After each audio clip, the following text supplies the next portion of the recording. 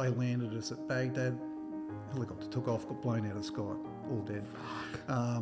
Those left and right moments, you think, how many times had I turned left could it have gone south and I wouldn't be here today? He said to me, Steve, I'm just an ordinary man doing extraordinary things. And I absolutely cracked up laughing at it. But the more I thought about it and broke it down, it's kind of like true. We were the only guys that had all the high-powered weapons, all the sniper rifles and all the gear to be able to go and get rid of a problem crocodile. I wanted to be a dad in my kids' life, in their lives, so I made that sacrifice just to be with them. And so transition away, but I was lost. I was really, really lost.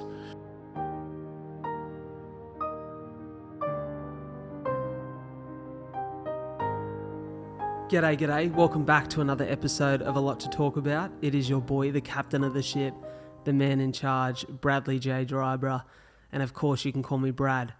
Really blessed to be here, as I always am, and incredibly honoured to share the story of today's guest. I had the privilege of meeting this man probably around a month ago, of which you'll hear the origin stories of our first meeting here on the show today as the episode begins.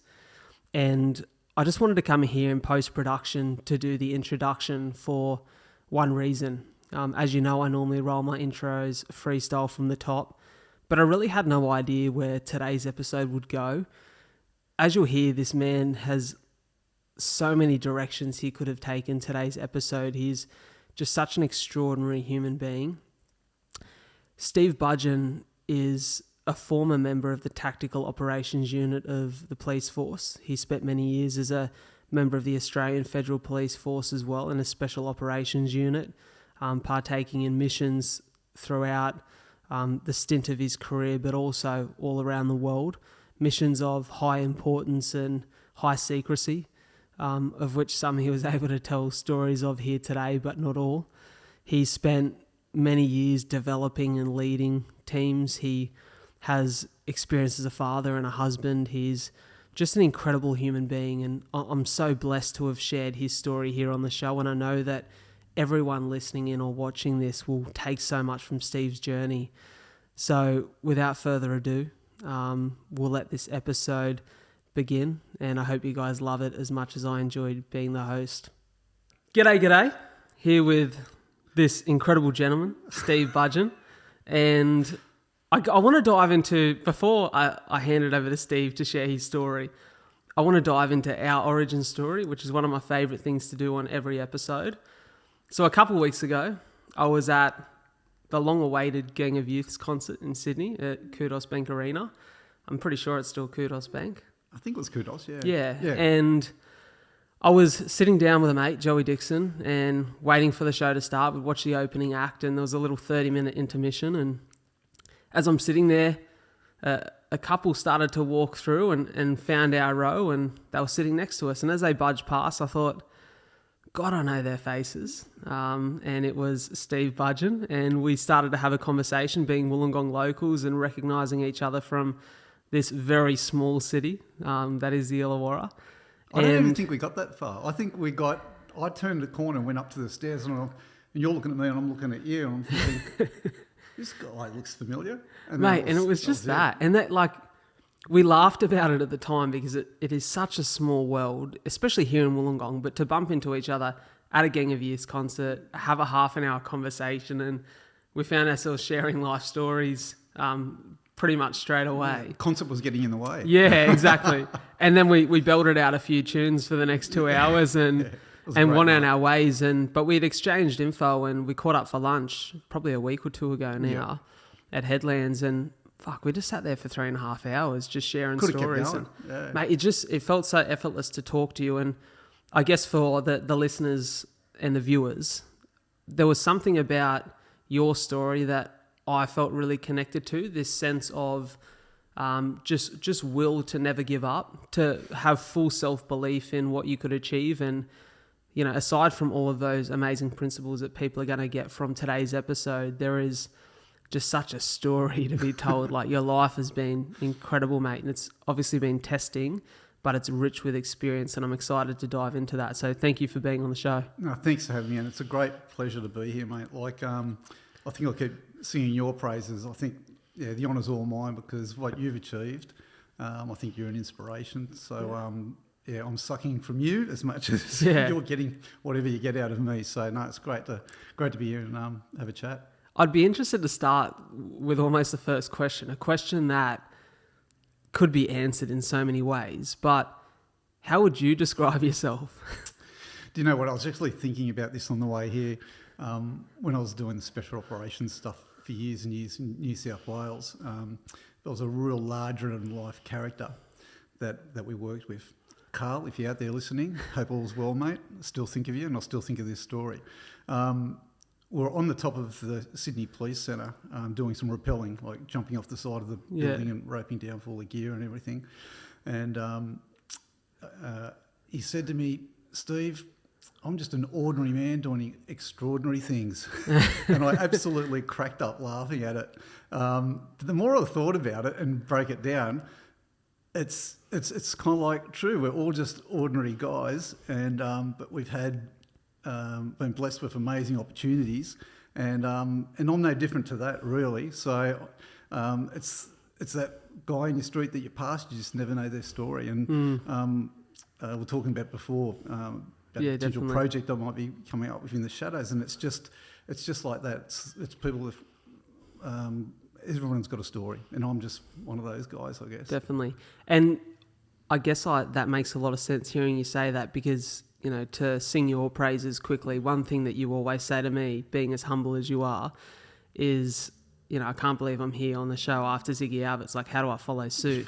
Exactly. But mate, I had the privilege of obviously getting to know you at Gang of Youth, sitting down with you at lunch, and you were kind enough to send me like an incredible summary of, your life thus far over email, which I read this morning, just as a little refresh on sort of like, I guess, the chapters of the journey and the way that it all unfolded. And mate, I sat there and I read the story, and I sent you that text after just saying, in caps, this has to become a book, or this has to become some form of storytelling project, because to me, it's so far out of my world, and it's just, there's so much depth to it. There's so much to learn from it.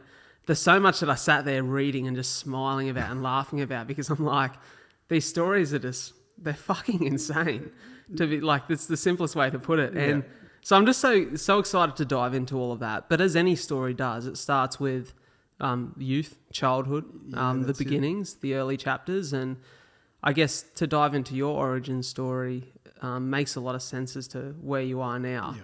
So, if you don't mind, I'd love to hear a little bit about that. Look, again, just like any other kid, grew up in Wollongong, very unremarkable, Dapto, outer suburb of Wollongong. My dad was a policeman. My mum was a hairdresser. You know what's funny? My dad was a policeman, my mum was a hairdresser. That's weird. These similarities keep popping up. It's crazy. And anyway, lived in suburban Dapto. Dad left when I was really, really young. I hadn't turned 4 yet. And we just had, my mum just had my sister, Nicole, who was really young. And then that momentary time of stability was just gone. And mum loved us as best she could, but she found it hard to cope. And we lived with my nana a lot of the time when mum was off doing whatever it was she was doing. That was a roller coaster ride from about age 4 through about age 9. I went to about 12 different schools. Remember, I think I was in year 2 enrolling myself at Warlords Public School, getting dropped off the front, and introduce yourself to the principal, tell him you're here to learn. And those sort of things you never think about, but when you're old and you look back, you think, wow, that was probably a big deal for a little kid. For sure. And then, and there was periods where I remember Mum went to Darwin during Cyclone Tracy, when that all happened, and I went to schools, just my nan and I, because my little sister went with my mum. Mum developed a bit of an alcohol problems. She was liked to bottle a lot, and things sort of just spiralled. I grew up in lots of different housing commission, from Warrong to Port Kembla to Bellambi, and then Mum sort of straightened herself out at when I was about 9, and I remember Mum did part-time jobs as a hairdresser, and she had this one client. I remember her name was Rita. And Rita would come over and I'd be sitting in the background doing whatever I was doing, and Rita would tell these amazing stories of her son who'd joined the Navy and was off doing these amazing, cool things. And I was thinking, wow, I'd love to do something like that. And I always sort of hung on to that. Anyway, I was 9. Mum met another guy, great guy, Terry. They hooked up very quickly, and all of a sudden there was a bit of stability around. But not long after that, 3 kids come along, and my sister and I, we kind of like just felt on the outer. Okay. Because there was this new family and they were like the focus. So we were a little bit lost. And then I think I mentioned in that summary, I was staying with my nan again, even at that point in time, and she took me to an Anzac Day march, and I saw these kids walking down the street in a Navy uniform, and I think, what's going on here? These people look so young. What's happening? And then discovered the Navy cadets, and then from there, that was my little escapism. It made me feel I had a bit of purpose. I was sort of grown up, and it was just down here in Belmore Basin. Yeah, okay. And they took all sorts of misfits, and me being one of them. And from there, that was just it. I thought this could be my avenue to get away from home and to try and be somebody. And I did all sorts of crazy stuff. I think I told you I tried to learn the trumpet at lunchtime just to get away at the age of 15, because the Navy had this junior recruit musician program, and I was near tone deaf, so I was hopeless. So failed. Mate, that. You sounded all right at Gang of Youth, so I'll give you that. Oh, mate, you must have had a few, yeah, that night. Pumped them out at Gang of Youth, but so just always looking for something more, and and then after I finished year 10, I ended up joining the Navy, and that's when everything started to unpack, I guess. I guess in that, I hear a few things, and, we've spoken about this, so I can understand why there's this sense of, when you come from instability, as much as you said, whilst there was love, there's a sense of instability and this desire for discipline, a desire for like a sense of belonging. Yeah, for sure. Would you say that desire outweighed the desire for adventure that was born from those early stories of a life in the military, in the Navy, and just your general sense of personality? Or was it both of them? What would have been more the driving force to head in that direction of the Navy at such a young age? I'd have to say it'd be a combination. What's really interesting is that most people that go down that path have this very similar story. And I'm definitely not comparing myself to this guy, because he's up there on a pedestal. But Mark Donaldson, VC winner, went to the military because he was looking for something else. He was looking to belong, and he had a very similar background. But so many people I worked with were in that similar sort of boat, but were driven by a sense of purpose and a sense of belonging.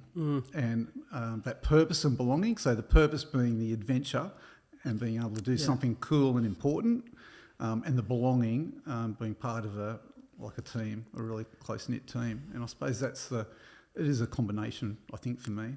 It's always interesting for me to hear stories like this, or origin stories like this, Steve, because, we've spoken about my family in our connections before.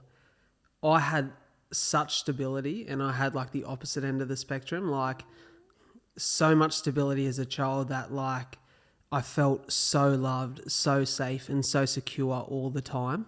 So I've never experienced that world. And when I've had the opportunity, I guess this podcast over the last 2.5 years has been so eye-opening for me, because you'd almost be a fool. I was almost a fool to think that everyone experienced that as a kid, because that's all I knew. Yeah. And so when people talk about a sense of belonging and this lack of self and family, and this, just this challenge from a young age. My challenges were different. They were health related, but I could never understand that. And, and as I've gotten older and matured and heard stories and spoken to people and met people from other worlds, I sense that there's this consistency of story in something like yours, you know, that old proverb, and it's like, you know, there's two sons and they've got an alcoholic father, and, you know, one ends up being an alcoholic and they say why, and he says because my father was, and one ends up being extraordinary in their field or their area of expertise, and they say why, and he says, well, because my father was an alcoholic, and that's that choice. Yeah. And whilst I think some people fall victim to the more negative side of things, and that becomes their story, I think, you know, understandably, because those origins are challenging, but when they find their way out of that, or someone who makes a choice not to be that from the beginning, mate, I have so much respect for that. And like I said, it's a challenge I haven't encountered throughout the course of my life. So hearing where you're at now and what you've done is, mate, I can't commend you enough for it, because it takes so much courage at an early age to decide that you don't want what your childhood was. Yeah. You know, it's really interesting, babe, because I don't kind of like see it that way. I made everyone's choices a half chance, and I guess I just made my choices. And you talk about the two siblings. Well, that actually happened with me because my sister took a completely different path. Yeah. Completely different. Was that hard for you to see? It was really hard to see at certain periods of time in my life, because it couldn't be avoided. It was everything: crime, drugs, drug addiction, everything you could think of, the worst of the worst. It was like that, and every now and again it would pop up in my life, and I felt like there was only so much I could do. And my whole family experienced it, but it's just interesting because it's a choice. It's a fork in the road, and you could go one way or go the other way. And she went that other way, and I found myself diving into things that immersed me away from that world, like the Navy, going overseas, diving, getting into just crazy stuff, to probably develop a sense of purpose in myself. So important, isn't it? I think so, yeah, and making just that sense of purpose and belief. Because up until that, all those school years, we went to hundreds of different schools. I was terrible at school. I couldn't concentrate, and I often wonder now if I've still got ADD or not. But anyway, I couldn't concentrate. I didn't fit in, and I always searched for that belonging. Could never get it until I got older and found that path. So I always wanted something and to be part of something, whereas my sister went the other way. I think just perhaps thought it was too hard. You know what, Steve? You said something just a moment ago. You said developed a sense of purpose and developed that purpose in your life. And I think that just like that choice of language is important. I think for a long time, you know, there's a period through my career in real estate where I felt really lost. Yeah. And I remember as a young kid feeling like I knew who I was and what I wanted from my life. Yeah. And then at a certain point in my early 20s, I was like, I've lost every sense of that. Yeah, sure. And I think for a while I tried to find it, but then I realized that, you know, intent is nothing without action. And I think with purpose, you don't find it. This is the conclusion I've come to at this point in my life, is you don't find it, you develop it. You form it. Yeah. And it's formed and developed by taking action and putting action to intent. Yeah. You know, talk about those first few years of the Navy experience and developing that sense of purpose, and, you know, what did those adventures look like, and what were those first few years of experience like? Well, I've got to be honest with you. I think I was too mature at the time to join the Navy, and I think that everything that happened to me growing up, I just wanted to get out and just live the adventure and do those sorts of things. But there's a few things that you said before that about purpose, and I think connected to purpose is belief. Yeah, you've got to back yourself and have a go, because you can't be scared of failure. Yeah. Do you know what I mean? You've got to be open to it, don't you? You've got to have a crack. And a lot of people, I just see a lot of people that have so much potential, but they're too scared to step out of their comfort zone. So I signed up, joined the Navy, got away. There was a lot of things I would have loved to do in the Navy, but my aptitude tests weren't going to let me go that way. So I joined up as a gunnery sailor, ran off to sea, ended up swapping weapons for a paintbrush, and it wasn't what it panned out to be for me. I found diving as a bit of an avenue or way to get me off the paintbrushes.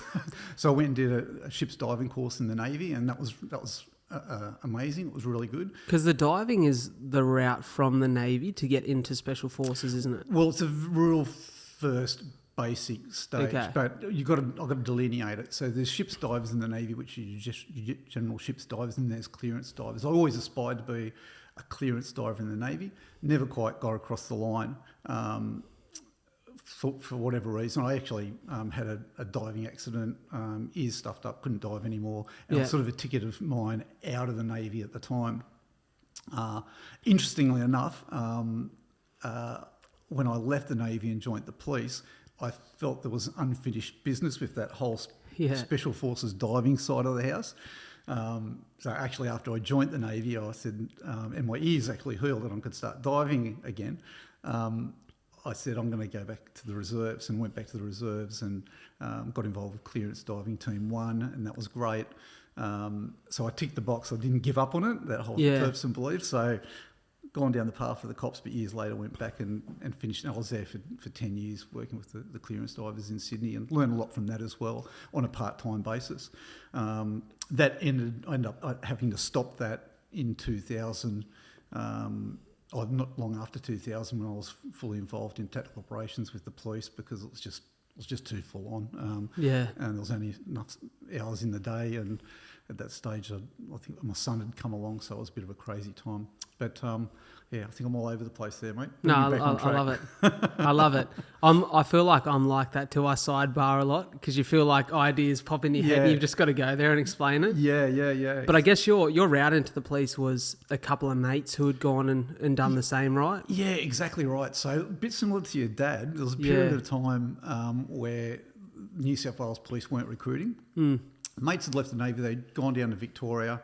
They were from Victoria. I wasn't from there. And I was living with my auntie at the time, who was a great woman. She's passed on now, but she was a real positive influence in my life, a female influence, probably the only real positive female influence in my life, I'd say. And she was my dad's sister. Yep.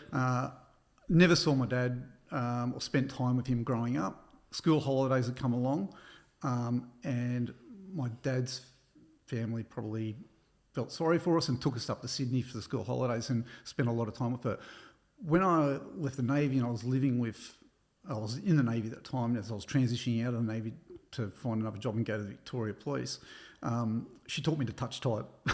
Okay. And it was fantastic. And she gave me all these other tips. So I ended up, I couldn't believe it. I ended up getting an interview to get into the Victoria Police, and I caught a train down there, couldn't afford a bus flight, caught it down there. My mates were already left the Navy and they were back down there.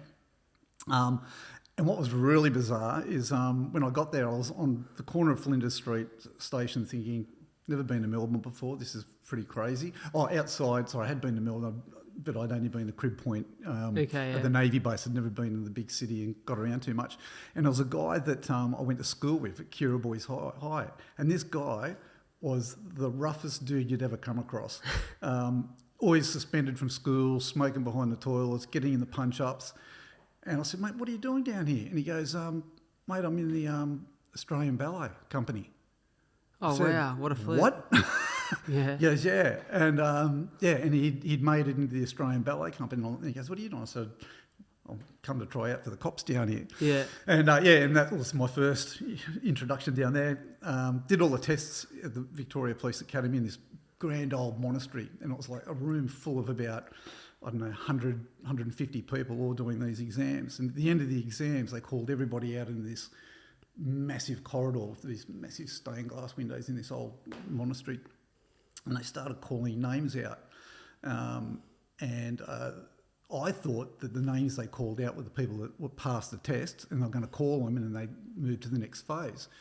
And when everybody had drifted away, I'm still standing there, and there's about, there would have been about 20 of us left. And they said, congratulations, you guys are through to the next stage. You'll have to do the physical. And I'm like, they've massively made a mistake here, but I'm going to go with it. I'm going to wing it. Like the quicker I get over to where I need to be, before they figure out. Give me the uniform, and I'll just from there I ticked all the boxes and got in, moved to Victoria, and I was in the cops for a few years doing crazy stuff. It was a lot of fun. Different time, completely different time in the police down there, and that's where like my purpose was always to get involved in police tactical operations. It was just like the pinnacle. It's the only thing I ever really wanted to do. And in that couple of years that I was down there, it was about 2.5 years, something like that, because you have to do your time on the street. I moved pretty quickly into a plainclothes drug unit. They called it a district support group back then, and it was again a crazy time. So what year was this? Quickly? This would have been 1989 to 1992. Is this like peak underbelly era down there? That was all happening. So, like a massive tragedy occurred just as I was joining with Tynan and Walsh, two young constables that were ambushed in a back street as retribution to the killing of one of their gang by the armed robbery squad. Down there at the time, and I remember being at the academy, and it was the first introduction that I'd had to the special operations group. These secretive dudes that got around in black that nobody ever saw, and they were protecting one of the witnesses who was practicing giving evidence at court. At the mock court that they had at the police academy, and there was all the security surrounding this guy, Ryan, and I first saw these guys and go, wow, I'd love to be part of that. About 12 months later, I got a crack at the selection course. I think there's a video of me actually. They did a doco at the time, and you see me actually withdrawing. It's quite embarrassing. But like I could run the house down, but my upper body strength was not that great at the time, and I had no idea what I was in for. But it was a good eye opener, and I never really gave up from that dream. But I did want to come back to New South Wales, and I drifted back here in 1992. Went into the police academy there, had to do the whole thing all over again from scratch because I never had any transitional thing. I think it's like nurses and teachers. Teachers might be a bit different, but had to do the lot from scratch. And I remember even then at that time going through the courses there, and every now and again the New South Wales Tactical Operations Unit guys would come in, and there's this aura around these rock stars, and thinking, not that I wanted to be a rock star, but I wanted to do what they did. Yeah. Because I knew what they did, and and that's when I got first introduced to that. Went to Campbelltown Police Station, worked there for a while, came down to Wollongong, got involved in a part-time tactical unit, and then had my first crack at the TAU in 1998, I think it was. And that was really, really daunting. Nothing could prepare me for it. Just standing there with a bunch of hopefuls and just getting ripped apart by these guys for anything they could think about. And that 7 days, I didn't make the end of the 7 days of the first course. I ended up having stress fractures in my knees. That's not an uncommon story in these selection processes. No, that's right. It's like, you have to prepare for it's no different. It's probably a little bit. Maybe it's definitely not as hard as probably SASR, but it's up there with most selection courses. They absolutely beast you. And the first one was just again underprepared. You do this crazy stretcher carry where you're pushing these Unimog ties out the back of Holsworthy Army Base because you use all the army facilities, and they've got a stretcher and it's got all these weights on it, and they're throwing sound and flash grenades at you. And they say, it's only going to go for an hour or two, and then 4 hours later it's in the dark and you're still going, and then they'll have a bus and they'll get the bus to pull up and say, all right, well, boys, it's all done now, drop everything, get on the bus, and you'll crawl toward the bus, and then the bus will take off into the the distance. You've got all the so it's just that sort of stuff, and but second time round I was more fortunate in 99, but again, your choices are half chance, and that year they'll take you on a lot of extra people. So, but here's the thing, Steve. Here's the important thing for me in everything you've just said there. The purpose and the sense of belonging must have been so strong, because for you to go down a Vic, get into the academy, pass the academy, come in, have a crack at TOU down there, miss out, come back here, go through the rigmarole of back into the academy, like you basically everything that you've worked hard to earn is almost like stripped away from you, and you've got to start again. Yeah. To go through all of that, fail again, and then come back for the third time at TOU or the second time in New South Wales. That takes a special kind of person. And of all of the books that I read, the podcasts I listen to, the people that I've studied, I think that the most incredible and special people in this world are people who didn't have the talent or weren't given the opportunity straight away. They're the people who keep getting knocked down and keep getting back up, because that builds a sense of character. That builds and develops a sense of resilience. Yeah. And I just don't know if you can be in a world that is so challenging and so testing, in a world where pain is inevitable, suffering is a choice. Yeah. And if you choose to suffer for the right things, you get stronger. If you allow the suffering of the wrong things to beat you down, then you get weaker for it. And I think you chose that first option. Yeah. Suffer at the things that will make me stronger, that will build resilience, that will build character, and it will make me the man that I want to become. And mate, like, when I look at that, they're the people that inspire me, people like you, because the people who are handed things in this world, they don't understand what it feels like to play in the dirt. Yeah. And the minute that the dirt finds them, they break down. It's the end. Yeah, I think you appreciate it more. Definitely. And nothing comes for free in this world. And if you want something, you can do it. You can do most people can do anything they want, but they just don't believe in it, and they just don't commit enough to it. So I always wanted to do it. And again, like I said, my choices are half luck, a lot of the time. But yeah. Well, luck is preparation and hard work meeting at that T intersection, isn't it? Yeah, exactly right. It's that combination, isn't it? Yeah. So talk to me about TOU, like, because, I've heard a few of your stories, and I've, had the pleasure of having a few people who have been in similar fields on the show. So I understand degrees to it, but maybe the people listening or watching wouldn't understand the umbrella that TOU is, and, all that work that comes under it. Yeah, definitely. Like, a lot of people watch SWAT on TV. Yeah. It's nothing like that. So the TOU is a Tactical Operations Unit of New South Wales Police Service. They're charged with all high-risk operations that are beyond any other capabilities that the police may have. The most dangerous jobs get handed over to the TOU, including counter-terrorism. So that's pretty much their mandate. For them to leave the office, they need permission of a commissioner to actually go out to do their job.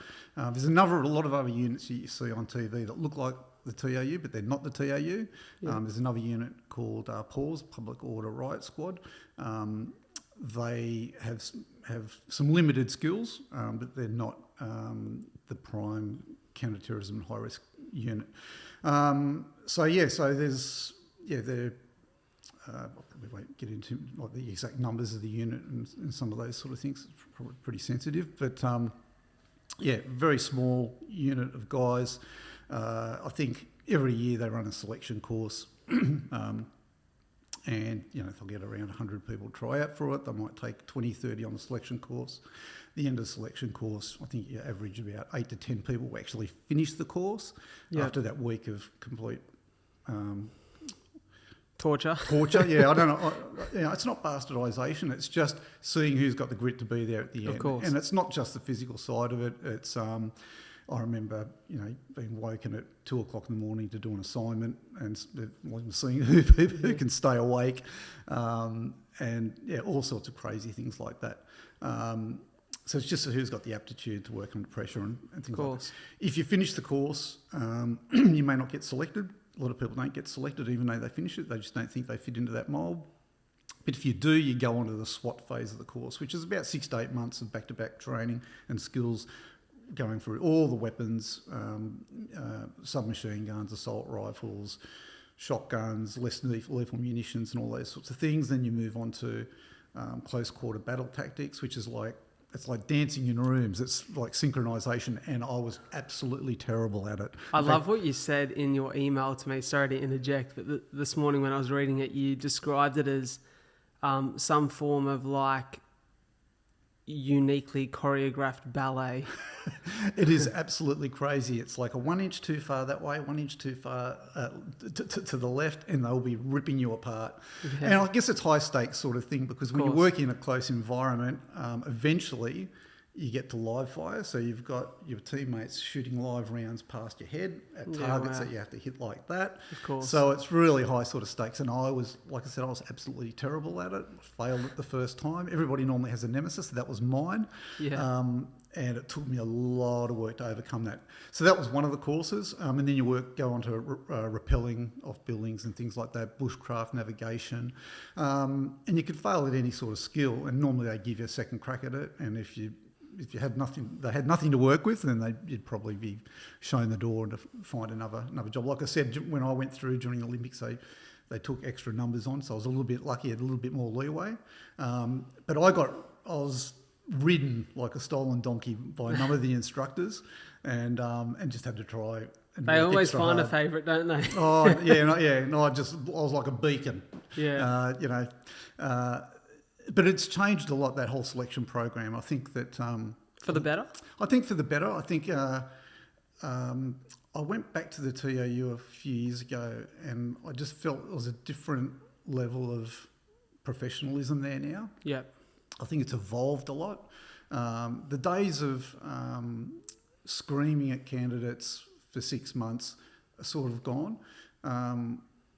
And I think I like to think that I took a bit of that back as when I eventually become an instructor. And I took a lot of it from working closely with Special Forces, the SAS and commandos. And those guys on their courses don't say anything. If you make a fuck up or something like that, they'll have their notebook, they'll come up and say, "Can you explain to me what you did then?" They'll write crazily and not say a thing to you and walk away. Yeah. And it absolutely sends you nuts. But it was a different approach. It was like... you end up getting a lot more out of people. And at the end of the day, I wanted to get people through the course that wanted to be there and were there for the right reasons. And so the focus was not about how many people could actually fail, which was probably a mentality for a while there. How many people can we crack off so we do look like the elite? But it changed to, okay, can we make this person a good operator? And that's where it went. So my story was, I did all those, about the TOU, did all those courses, and then you probation period, and you're going around doing high risk jobs and things like that. I was always looked at as probably a subpar operator for a long time. But whenever I got the chance, I was down on the range, shooting, and there's a few guys that I still look up to as mentors, and they know who they are. That said, this guy's never going to give up, so we might as well work with him. And so on night shift, the TOU do shifts, 12-hour shifts, day shift and night shift. On night shift, I'd be shooting just to improve my skills. Eventually, someone pulled out of a skills enhancement course. So every year, the TOU and all the SWAT teams in Australia go over to Perth. Actually, they mix it up now with different special operations commands. It used to be one year they'd do it at the SAS, the other year it'd be at Holsworthy, and you'd all come together. They'd send the best operators, and you'd work on your skills, and you'd work with Special Forces guys, and I got a crack, and everyone couldn't believe it. They're sending Budgen, what? And went over there, and surprisingly, I did really well. Runner-up student of merit and all sorts of crazy things, and came back and slowly started to get a bit more respect from the people there. Of course. From there, I started to get leadership opportunities, started to run jobs, and it built my confidence up. But I never gave up. And that was the whole thing. How old were you at this stage? I would have been 30. Yeah. Yeah. That's still so young in the scheme of things, isn't it? Well, it took a long time to get there. And if you look at I think the average operator at the TOU is about 26, something like that. Oh, really? Late 20s, I think they first get there. And I think it's very similar in the special operations community. Yeah. So you need a bit of maturity to get there. So that's how old I was. And then from there, that's basically what the TAU did. I mean, I did everything from sitting in places waiting for bank robberies to occur to looking up underworld figures to rescuing people from sieges and stuff like that. And it was really funny because you don't think too much of it at the time. You know, people see this stuff on TV, and we'd go from a siege out west at Mount Druitt or somewhere like that to perhaps doing a counter-terrorist tasking with the AFP and ASIO or something like that. And in between it, you go, what are we going to have for lunch? What are you going to do tonight? And it's just like... Who's thinking chicken and cheese toasty? Yeah. And it's like so surreal. Yeah. But yeah. And as you said, the ordinary man doing extraordinary things. Yeah, and you just don't think anything of it. But it was just absolutely crazy. And you always used to think, you know, you go to a job and execute a search warrant and you think, these people have no idea who we are or what we're doing, and this is just completely out of the ordinary for them. And yeah, it was quite bizarre. But from there, I think I took a break in 2004. I think I might have mentioned this in the story. A mate of mine who I was in the TAU with, who was very closely aligned with the commandos. He was a reserve commando, but did a lot of full-time work with them. A bit similar to me at the time with the clearance divers. And he got a gig in Iraq training special forces commandos. And he said, do you want to come? And I'm like, sign me up.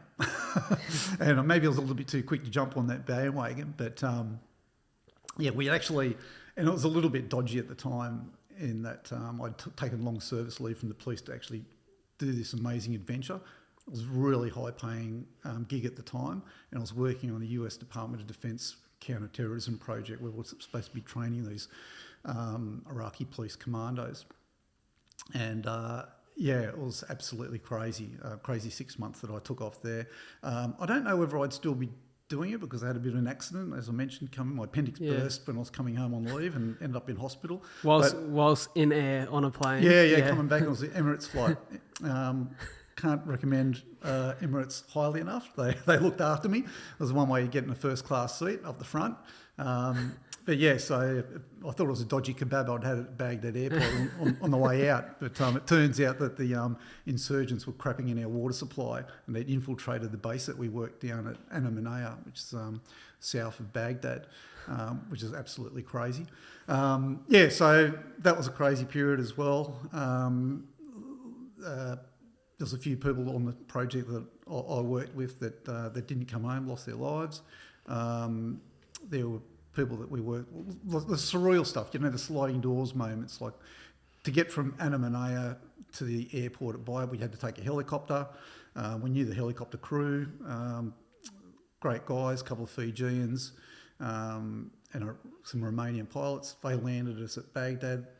Helicopter took off, got blown out of the sky, all dead.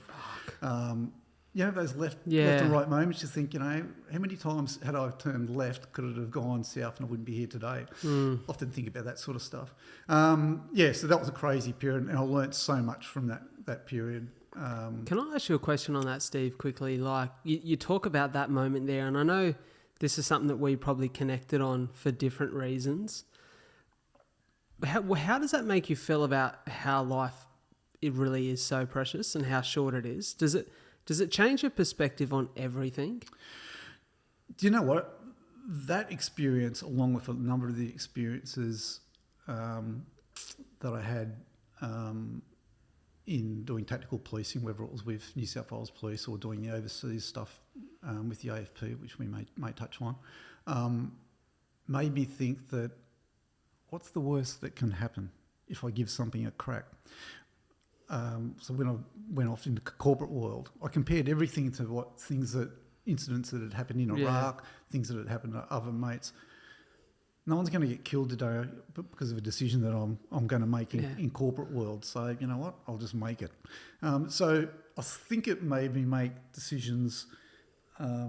They hold less weight. Yeah, everything holds less weight in the regular world. Yeah, that's exactly right. And when you come back from places like that, whether it be, veterans probably know this more than most people. When you come back from places like that, and you see what the problems kids have today, you just think you don't know what you don't know. And it just makes you value things a lot. I mean, my kids is no different to any other kids. You know, they've had a privileged upbringing, and I want to give them everything I can. But there's some things that I can't. I wish I could say to them. You know, like, you know, if you had seen this person in this war zone holding their dead parents or something like that, then perhaps you wouldn't think that. You can never talk about things like that. And the only people who really get that are other people that have been in similar situations. But I think that resilience it's built for me is that it's had a positive and a negative effect in that of course. Critical decisions in corporate world I can make relatively easy. I can't decide what I'm going to have for breakfast though. If I don't have to make a critical decision, and this has affected me a little bit, and this is part of that whole thing of this new thing about complex PTSD, which I've been diagnosed with, is when you don't have to make a critical decision, often you don't. So that's part of my personality that's formed that way. I don't know if I answered that question right. No, you have, mate. You honestly have, and it's why I have so much respect for it, because, and this is a funny thing that we spoke about, I think when we had lunch or maybe when we were at the gig in Sydney.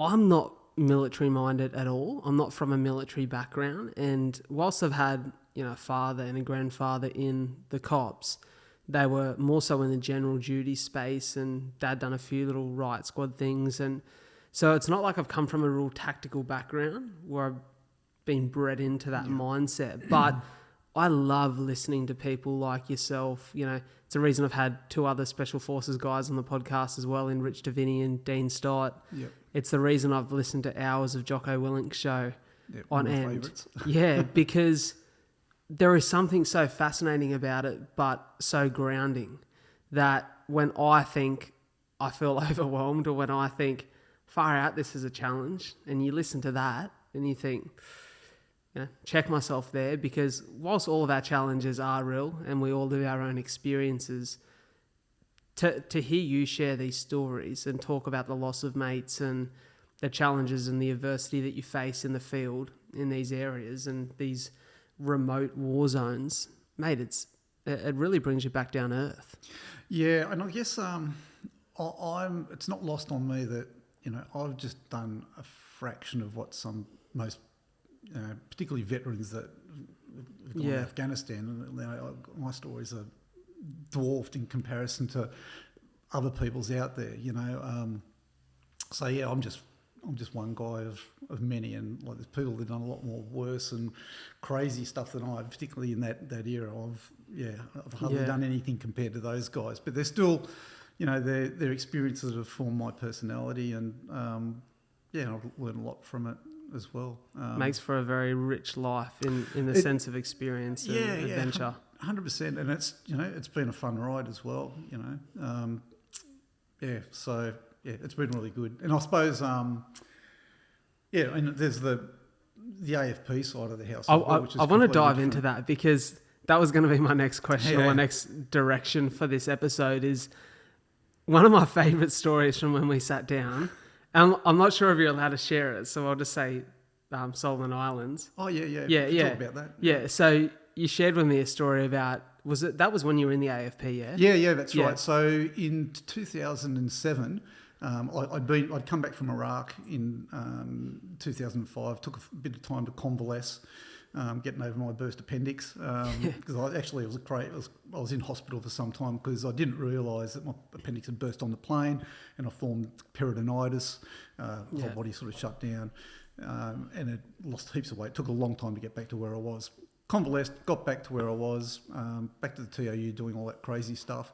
2007 came around, and John Howard had decided to develop this tactical unit that could do a lot of overseas missions, and they went around and recruited from a lot of the Tactical Operations Unit around Australia, much to the disappointment of those units because they lost a lot of good operators, offered a lot more money, and pretty much formed this unit called the Operations Response Group out of Canberra. And it was just made up of SWAT guys from around Australia, essentially, And we went down there. It was in its infancy. Had all this gear thrown at us, stuff that you'd only dream of having in the States. The direction at the time, the AFP commanders really didn't know what to do with us. And I think everybody, not many people really liked us because we were the new kids with all the toys. But very quickly we started doing all sorts of operations in the Solomon Islands, Timor-Leste, and had some amazing opportunities. And Solomon Islands was a big part of that, a part of Ramsey, the regional assistance mission over there, in rebuilding and stabilising the place. So I hope I'm getting this right, and I hope I'm correct here. If I remember the story, you were hunting down a warlord who had been killing people? Yeah, so anyone who's been over there will know Stanley Gatoa.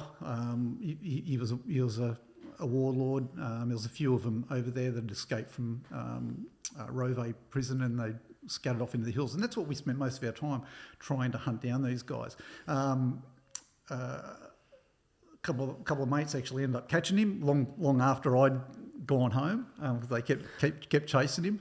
But yeah, we spent a lot of times in the hills and in the jungles of the Solomon Islands trying to track these guys down. A lot of time. How long is a lot of time? Is this are we talking weeks, months? Normally weeks at a time. Yeah. So we'd go to an outpost and then we'd go out and spend small reconnaissance mission into the jungles and stuff like that.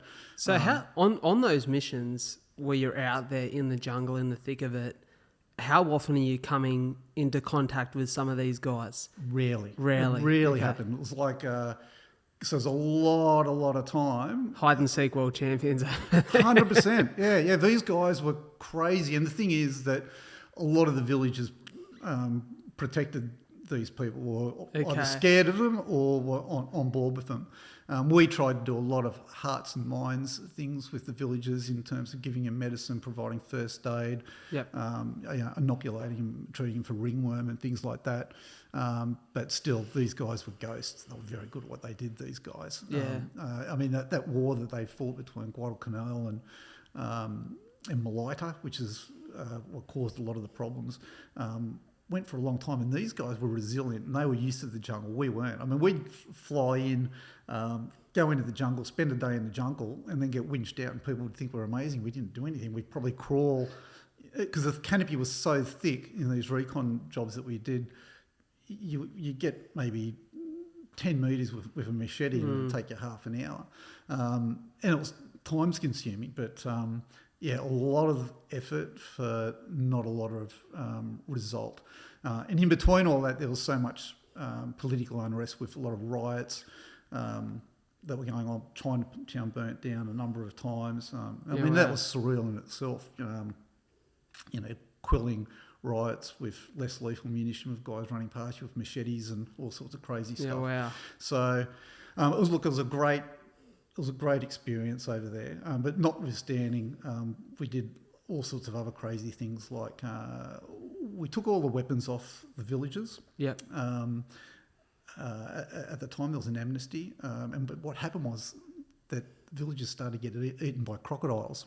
This story, I have not been able to forget about this story since you told me. It's pretty crazy. Please share. Yeah, so as a hearts and minds thing, we were the only guys that had all the high-powered weapons, all the sniper rifles and all the gear to be able to go and get rid of a problem crocodile. So we did a lot of these jobs where we'd jump on a boat or a helicopter and go out into places where, seriously, you're still looking at people with loincloth.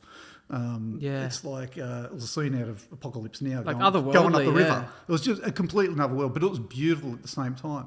And these were great opportunities. And there's a couple of crazy croc jobs we did where I remember one particular one where we went up there, and I was pretty inexperienced at this at the time, and we were eating cheesecake at 3 o'clock in the morning, waiting for a crocodile that we'd baited with a frozen chook and some kid's dog from the local village to turn up.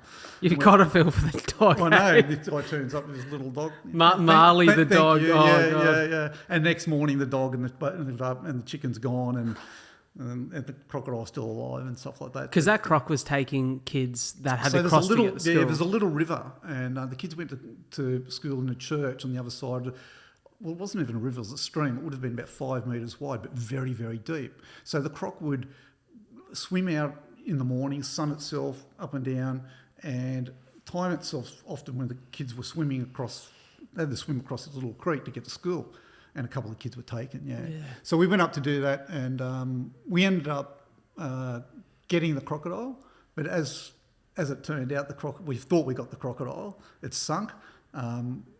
These things are really hard to kill. Fucking dinosaurs, They're man. incredible, and I've got so much respect for them, and they're smart as well. Yeah, and, they are. Yeah, it was crazy. We thought we'd shot this thing, and I was at my accountant. Sorry to interject. I was at my accountant's on Monday or Tuesday arvo, and he'd just been up in Port Douglas, and I'd been to Port Douglas at the start of the year. He's a mad golfer, and he was showing me a photo of them on the golf course taking a selfie with this big ass fucking croc about in the back 5 yards away from him, and he's like, "Mate, I'd nearly put my hand in to try and grab me ball out of the water." And he goes, "Yeah, fucking scary things." And they are so smart. That's the thing people don't give them credit for. And I just learned that on the spot. Yeah. So these things came up a few days later, and it was still alive. So we ended up going back down. We ended up killing another crocodile, which was hidden up the little estuary where it sleeps at night. That was a funny one because my mate got a stoppage on his sniper rifle, and I've unloaded this thing with shotgun. I think it was pretty close range. Got a couple on it. We thought it was dead. I've grabbed it by the tail, and my mate's motoring back down to the river mouth, and I'm hanging onto this crocodile, and all of a sudden it comes back to life, and it's kicking all over the place. And anyway, but some crazy stories and it's got to be done because, man, there's kids getting taken. I know, yeah, and that was one of the biggest things that people appreciated when we went to those villages and got rid of these crocodiles. But they're still there. It's wild. It was a big hearts and minds thing at that time, and it was but it was a great opportunity for the guys. And, for sure. And just to get away from Honiara and to get away.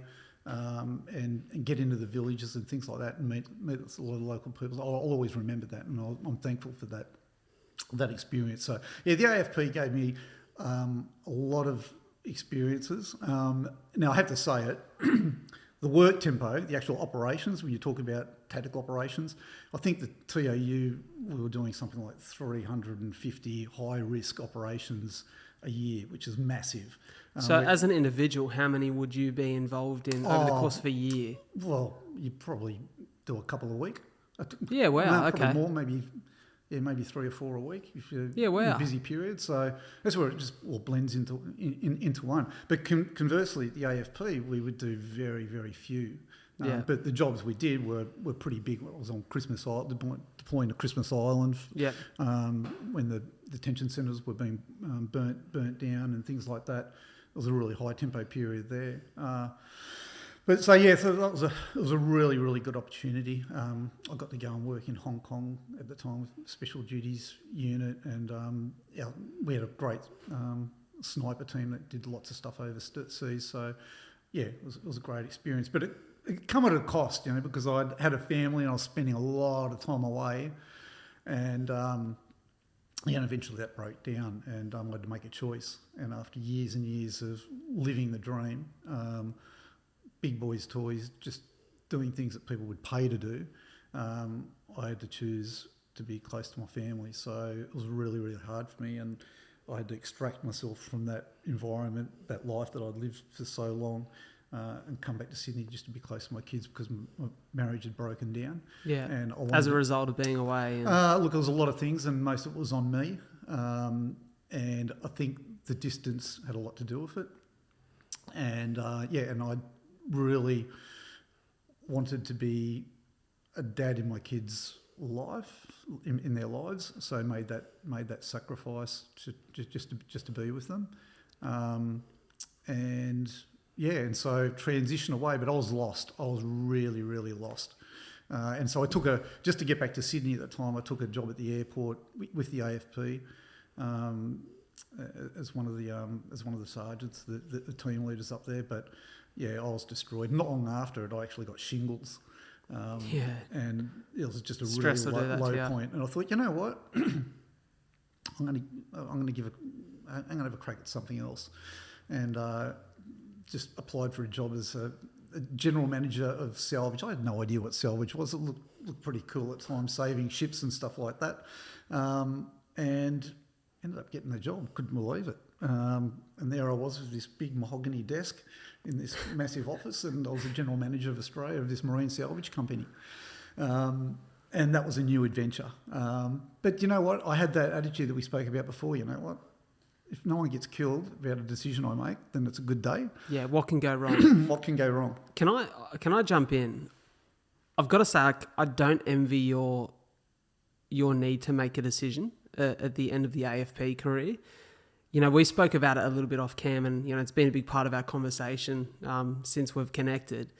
Is this sense of adventure and this sense of purpose and belonging that you get from the job or the career path that you take, and how much that means to you, and how much that defines you as a human being. And then in your life, what you experienced in childhood, in the early years of your life, that lack of parental figure at times, that sense of no belonging, and then making sure that at this point in your life, when you're leaving the AFP, that you don't want your children to have that same experience. Yeah. You know, I can't imagine how hard it would be to walk away from the things you love to, you know, and even though they're your kids and they're your people and their family, and we all do incredible things for our family, mate, that's such a hard sacrifice to make. Yeah, it was really, really tough. And you know what, there's not many days go by where I don't miss the camaraderie of those special operations teams that I work with, and the uniqueness of those people. But I don't regret anything, you know, and everything happens for a reason. And you have a great relationship with your kids. We've got a great relationship with the guys. I mean, they get a kick out of me telling these stories, of course, mate, as well. But yeah, I mean, somebody once said to me, I think it's just a bit cliched, you know, if you enjoy what you do and you're doing what you want to do, you never work a day in your life. And I think that's so true. You know, life is so short to be stuck doing something that you don't want to do. So I encourage my kids to follow their dreams, and they can do whatever they want to do if they really want to do it. And I think that's just one of the messages that I wanted to get out. And it was no different when I went to Svitzer. You know, I found myself travelling the world, tendering on massive wreck removal jobs, and the learning curve was increasingly steep. And I was working with great people, also specialists in their field. You know, I remember I was on one salvage job in New Caledonia. It was a longline reef fishing vessel that had ran aground on this World Heritage listed reef, and we'd got the contract to break it up and remove it as best we could without leaving a mess. And I was working with these salvors, mariners that had these specialist skills to go onto ships and do this sort of thing. And I was driving one guy to the airport, and he said to me, and this is the whole thing about you don't know who you're talking to. And he's saying, Steve, what you've got to understand is you'll never ever come across a more tightly knit specialist bunch of guys if you're working with in the salvage industry on this ship. You'll never come across it. These guys are the elite of the elite. And what do you say? Is it really? That's great. Yeah. That's awesome. And you just never know who you never know. And in rightly saying that they were good at what they did. But, you know, there's other people out there doing amazing things as well. So, for sure. So that was also a great chapter.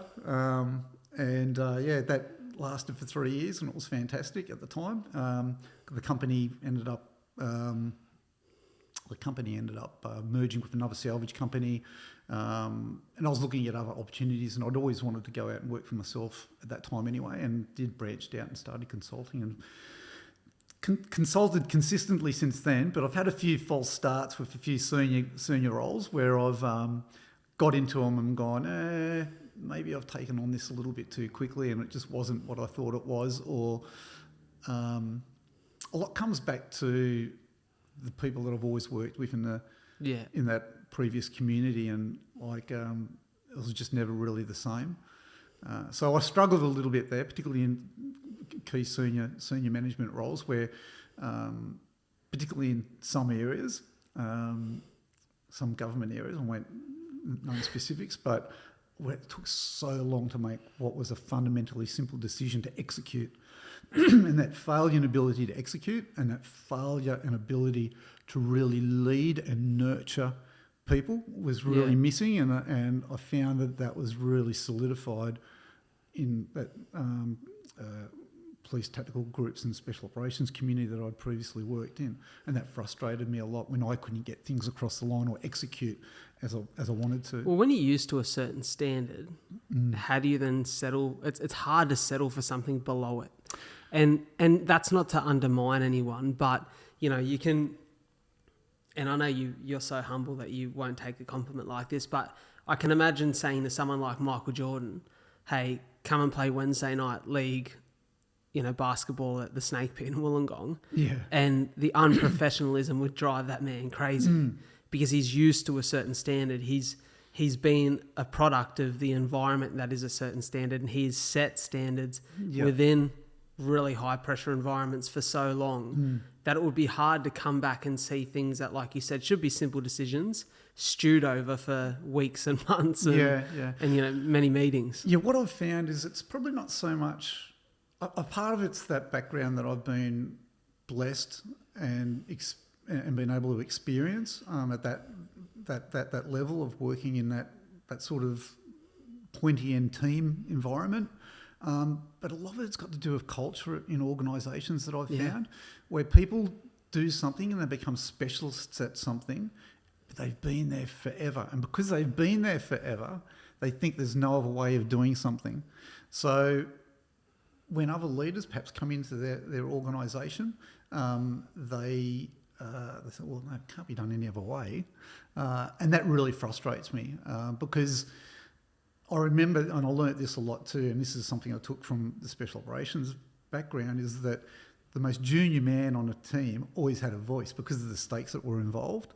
And I remember guys that had been in the TOU 2 years arguing with inspectors that had been forever around a way something should be done, but everyone had a voice. And I found that in corporate world, that's not always the case. Yeah. And a lot can be done about mentoring and developing people and listening to people's voice, which is a big thing in that special operations community. Well, yeah, and that's one thing that I remember you saying to me at lunch is whether you're a commander or someone who's very much in the origins of their career in the special forces, you get that same respect. Yeah. When it comes to throwing ideas into the pool and learning off each other and growing. Yeah. Because you've got to have that mindset in that space, right? Yeah, 100%. And you're working in small teams. And you're talking about A-type personalities. I think it's neuropeptide Y. It's this chemical that's involved with a lot of people with A-type personalities. And they want to have a voice and you want to make people feel like they're heard, but you might have missed something.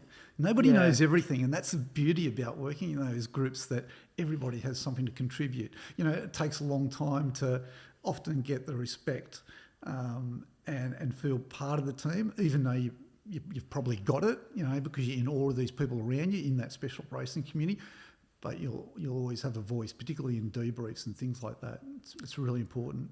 For all of these experiences and this life this very rich life that you've led, and I say rich with the definition of experience, adventure, learnings, wisdom, all of these things that are actual riches, mate, I feel as though we're at the precipice of this next chapter of your life, which is a career I can see for you in this storytelling space. And, you know, this is one of the reasons we connected so heavily. I can't see a world in which you do not share your story via audio or video format, where it's not written words on a hard copy book, a Kindle, and, you know, spoken word in audio book, and where you're not on stage delivering your story, but those gems of learnings and, you know, attribute developing characteristics and just that I guess that content to people that needs to be heard. I just feel like you've got so much to offer, and like you know, we've said it a million times and had conversations about it, but I just want to encourage you that that's a world that I think deserves to have you in it. Thanks, mate. And I think I've got to be honest with you, you're an inspiration to me, or we're backslapping each other. And I never really thought too much about that. Well, I hadn't thought a lot about it, but never really doing anything serious about it until we've actually connected. So thank you for that. And I think more about how I can actually pass a message on to young people about having a crack, believing in yourself and having a bit of purpose. So important. Yeah. I think it's something missing with a lot of young men at the moment. So maybe for any of the publishers, ghostwriters, just people in this world, in this industry listening, because I know there's probably a few that listen to the pod that I've connected with. Reach out to the man. We're going to make sure there's some details for you in the show notes. Yeah, I want to dive into a phase of the show called 5 questions and 5 answers. Yep. I'm completely unprepared for this. Mate, I love that. I think sometimes the best ones are the unprepared ones. This is almost the beautiful conclusion to a great conversation, incredible story told.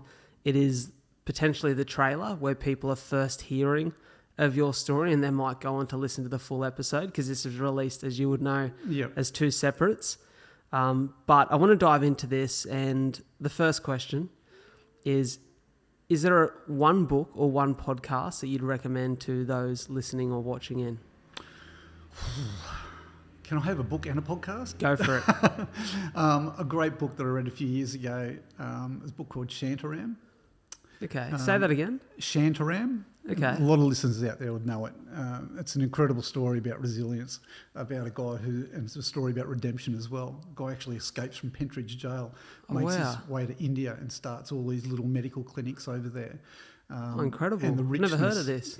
Mate, you would love it. And the richness that he develops in himself and what he gets back from actually giving something to these shanty towns in building these medical centres from somebody who was a drug addict who escaped from Pentridge jail. It's an amazing story. So, yeah, it's inspirational. It means that it's never too late for you. And you know what? Everybody makes mistakes. It's a great book. Definitely. Yeah, so I think that's a good book that I like. Beautiful message. I like that. Yeah. Podcasts, one of your favourites, Jocko Willink. I love him and his book Extreme Ownership. He's good, isn't he? About owning your shit. So, yeah, I think that's number one. Jocko is one of those ones where you got to strap in and have a little bit of time up your sleeve. You do. They're long, but they're worth it. I would listen to, because there's, commonly 2+ hours, 2 to 4 hours worth of content in each episode. Yeah, there is. And you can strap in over the course of a couple gym sessions or your weekly commute and just sort of pick up where you left off. There's so many gems. A lot of his messages are really simple, though. They're practical, aren't they? Yeah. Which is why I think it's powerful. And you can apply them to any area of life. So, I like Jocko. Mate, I love that. Number 2 is, I'm actually going to develop this question a little bit from weeks of past because I think it's important. A skill you'd recommend mastering or an attribute you'd recommend developing that significantly improved your life?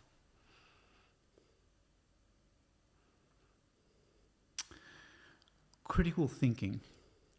I say that because I haven't heard this term until I went to a conference not long ago, the balcony view.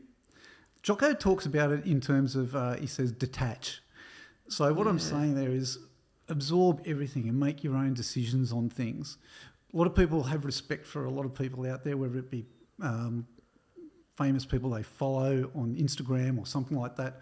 But back yourself and make your own decision. Break things down and think about it for yourself, because I just think there's just not enough of that going on at the moment. Have a balcony view, detach yourself and look at what's really going on. And make your own mind up on things once you've actually assessed it and critically thought through everything before you actually formulate an opinion and start voicing that opinion. Mate, I cannot fucking... I want to put exclamation marks around that.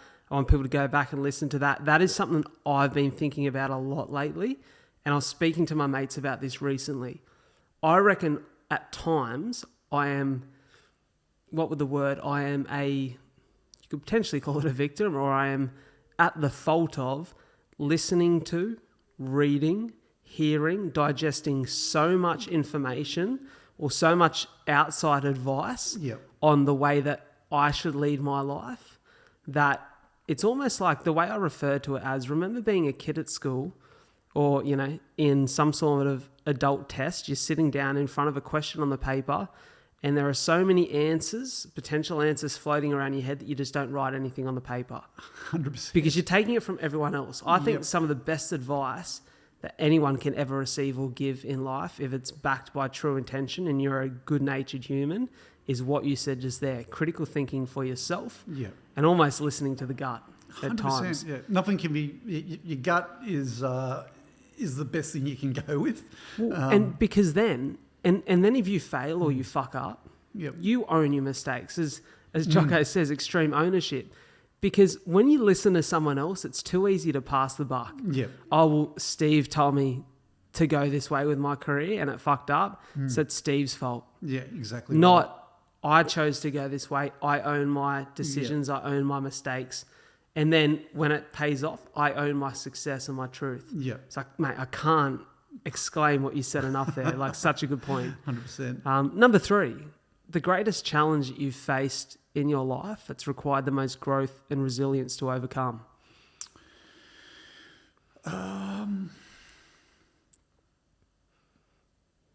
Forgiveness. The ability to... it's maybe even be connected to that second point. Everybody makes mistakes. Everybody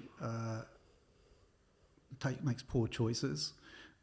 We're all humans, but I feel like a lot of people hold on to that too much and think that they're infallible and they can't make mistakes as well. Some mistakes can be really, really hard, but forgiveness is one of those things that I think that I've had to learn a lot about.